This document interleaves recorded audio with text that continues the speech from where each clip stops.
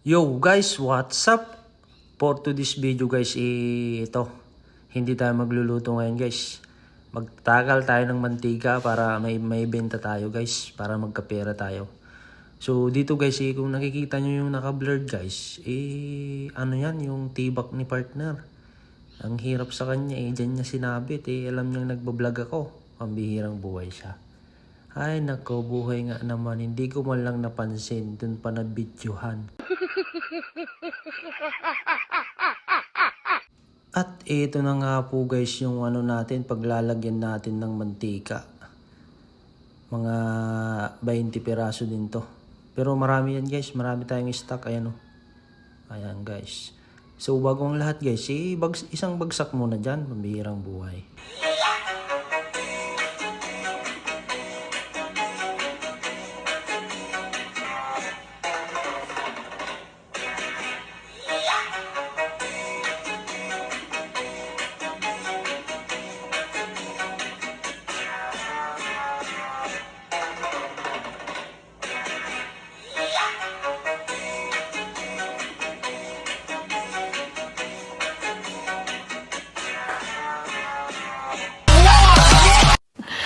Sana all.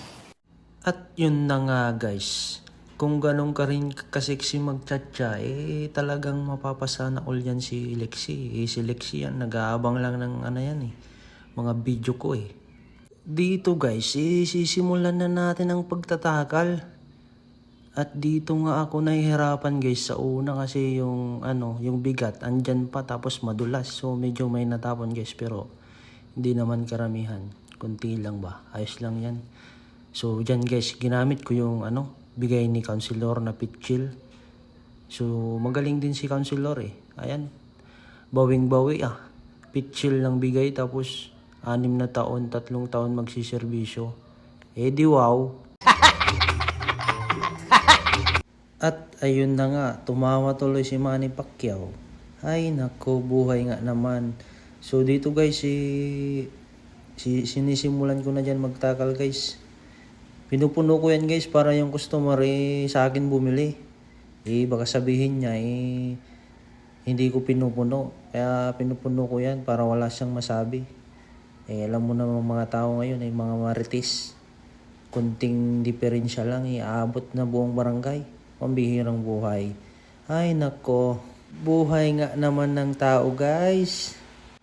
Alam nyo guys, sa hirap ng buhay ngayon hindi diploma lang ang labanan. Kailangan mo din samahan ng diskarte guys. So ito tayo guys, mag-business. Ang dami nating mga Pinoy ang kawawa guys. Kung hindi ka talaga didiskarte sa buhay, magugutom ang pamilya. Alam nyo ba guys na ang utang ng Pilipinas 17 trillion. Tapos sabi inaano nila yung mga agrikultura, yung ekonomiya. Wala namang nangyayari. Yung palay nga ngayon, 9 pesos lang ang bili Kaya kung makapunta lang ako dyan sa Senado, ko talaga yan, i-voice out ko yan. Mahinang nila lang yung mga nakaupo dyan.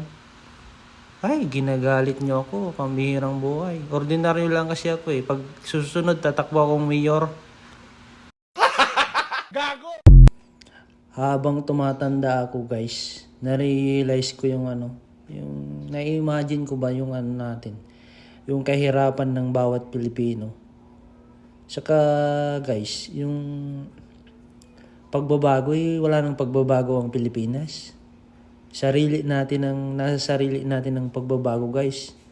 Kaya lang tayo, laban lang sa buhay, huwag na tayong umasa kasi wala na tayong aasahan. At yun na nga guys, baka pag kinentuhan ko kayo, aabutin tayo ng madaling araw. So, fast forward na tayo guys. At ito na nga ang finished product natin guys. Hanggang sa susunod. Kung hindi ka pa nakapollow, like and share ng aking video, ano pang hinihintay mo? Para updated ka lagi sa buhay ko. Pambihirang buhay ka.